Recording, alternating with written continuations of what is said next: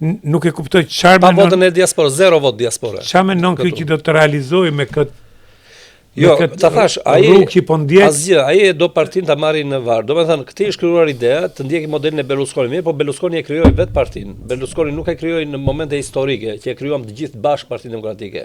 Dhe le të themi që nuk e krijuan fare në Partinë Demokratike. Partinë Demokratike në Shqipëri e krijuan amerikanët valla. E krijuan ata, e krijuan fryma që erdhi, domosdoshmëria e tij. Nuk bi dakord. Dakor, unë ta kam lexuar edhe librin. Erdhi koha dhe aty pse nuk është momenti me diskutu, po mirë është diskutohet sepse një herë tjetër të mbarojmë zgjedhjet dhe bëjmë atë debat. Pikërisht pse nuk është bëu analiza reale e asaj kohë dhe është manipuluar. Po. Tu bën u mbet zgjedhja ai shpagë analizës. Po, ne manipulojmë dhe falsifikojmë historinë që e kemi jetuar vetë. E kemi pa ti ke qenë student, ke parë me sytë tonë dhe kur në gjosat habitoj. Po patjetër. Pra, ajo unë nuk mendoj që ishin Amerikanët, ishte situata, sistemi domino, po, Amerikanët që rregani me sistemin domino, u rrëzoi komunizmi. Dhe dominoja fundit ka qenë Shqipëria.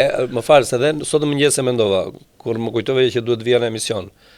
Titulli i librit tuaj është më i goditur, një nga se domethënë përmbajtja e librit duhet shkojë shumë me titullin. Titulli duhet flasi. Që ti brenda këtij libri do të gjesh tharmin e këtij titulli që vendoset, ose le të themi titulli është tharmi i lëndës që ke brenda në libër. Dhe guri i fundit dominos është me goditura, sepse ne ishim realisht guri i fundit dominos. Po jo, e di pse kam vënë titullin. Se ishte skema e rrëzimit komunizmit, sistemi domino dhe dominoja fundit ishte Shqipëria. Kështu e kishin bërë planin. Dhe këtu ke drejtë për Amerikanë. Por e di çfarë thot Ramiz Alia në intervistën e fundit që ka dhënë te Bledi Fevziu. Ramiz Alia thot shumë. Kur e pyet Blendi që ndikoi lëvizja studentore në le të themi në përmbysjen e diktaturës, ai ka thënë kam dëgjuar thotë që thonë që nuk ka ndikuar. Unë them që ndikoi tha, sepse në rast se nuk do që bërë ai manifestim tha, ato 4-5 ditë sa u bë, një javë sa u bë, unë do të kisha vazhduar me reformat e mia tha. Ke parasysh se çfarë bën Ramizi?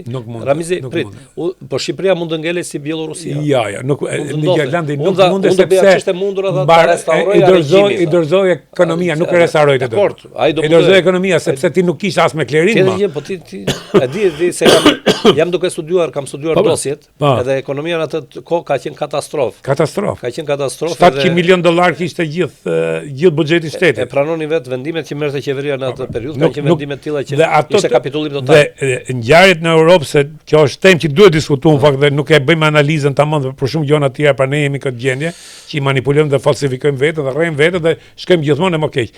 Ajo erdhi sepse siç tham ra sistemi komunist, ra Rumania në fund, aty ato u tronditën se mundonte jo një përmysje e dhunshme këtu. Dhe toleruan dhe luton ka qenë një përgatitje e gjatë për të ardhur deri ke dhjetori me artikuj, me gjona që po përgatiteshin terrenin këta.